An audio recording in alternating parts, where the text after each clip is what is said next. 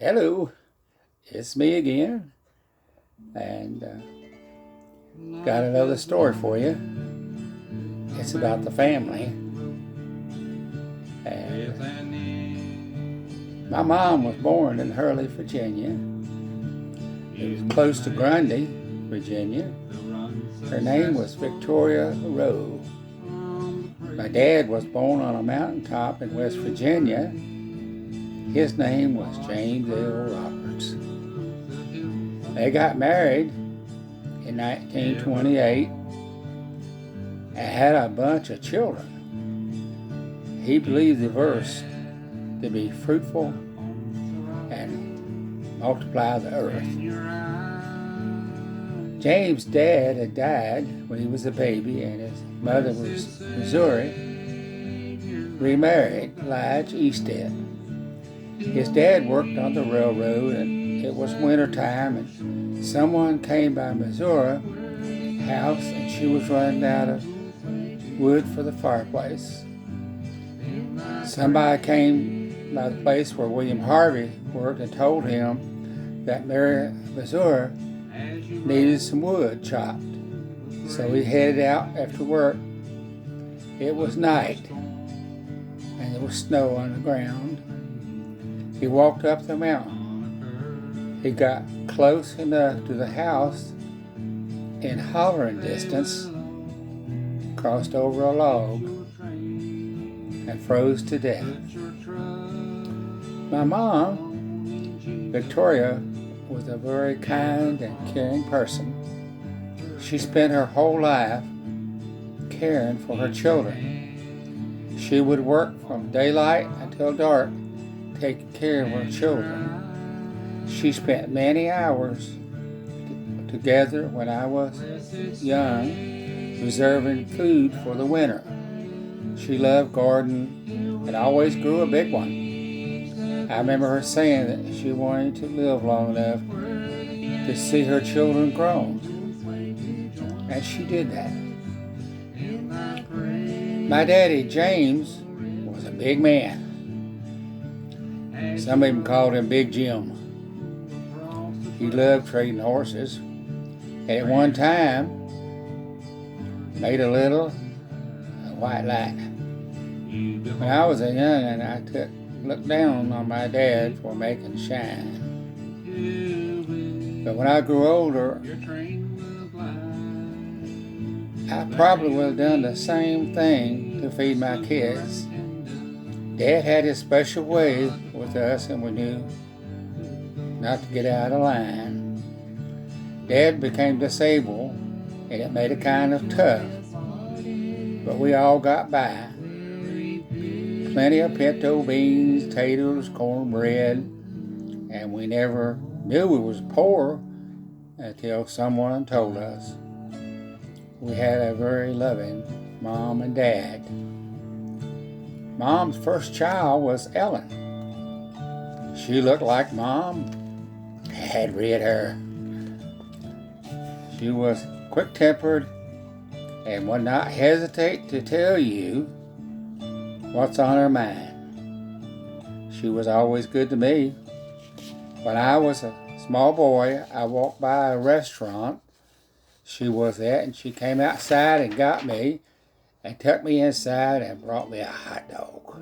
The first one I'd ever ate.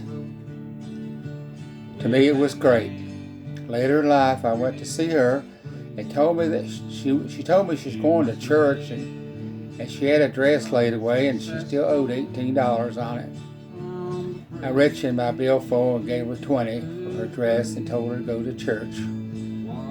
My way of saying thank you for the hot dog.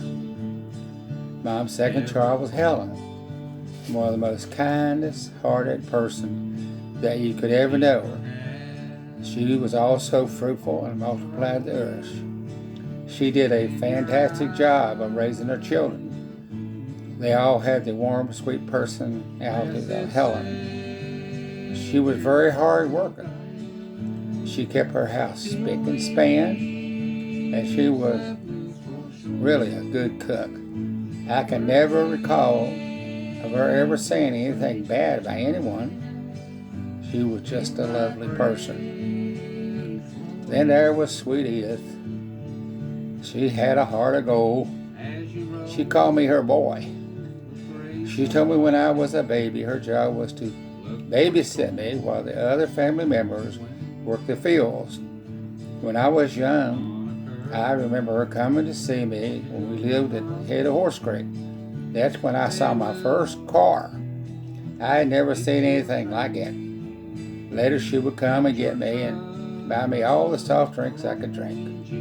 She was a wonderful gardener. You should have seen her pockets she grew. She was a great cook and she just loved everybody. A special person. That was Edith. Then came Catherine. She was sort of shy. She had a great business head on her. She used to come and see me and cut my hair. How cool is that? She would also come and get me when I was small and fix me wonderful meals. She really loved her family.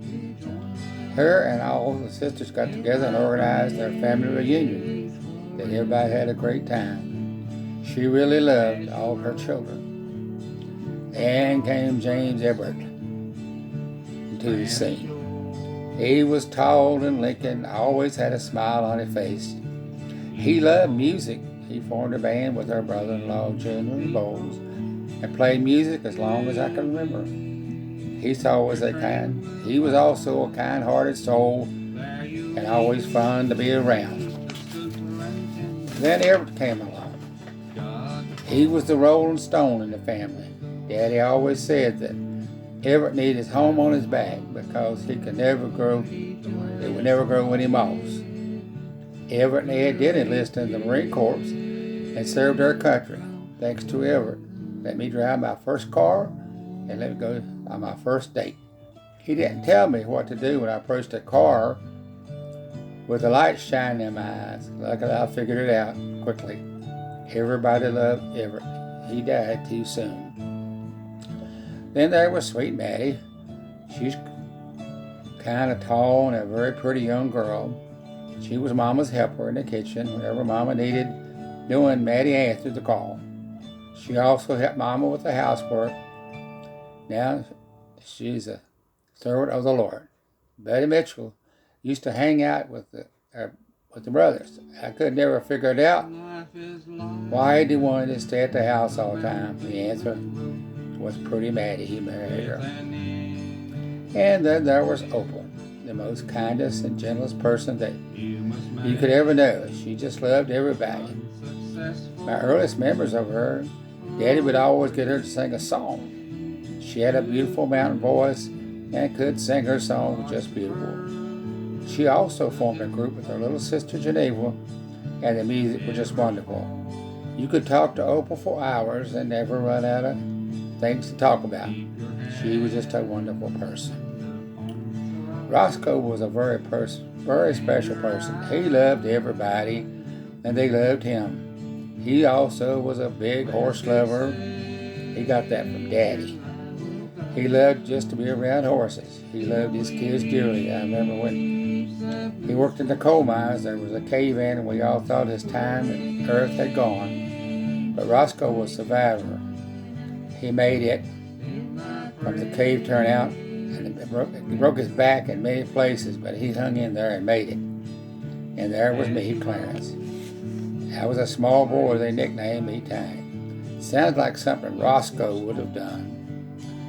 When I was 4 years old, Ed took me fishing in the big river that flowed by the Grapevine Holler. When our house caught fire and we had to go up the holler, the lady at the mouth of the holler gave us the sandwiches. I think it's the first time I ever tasted sandwich bread. And we went up because we didn't have anything to eat that day, and she fed us. What a wonderful woman. And we went to stay with Daddy's brother, Hannibal, up in the mountains.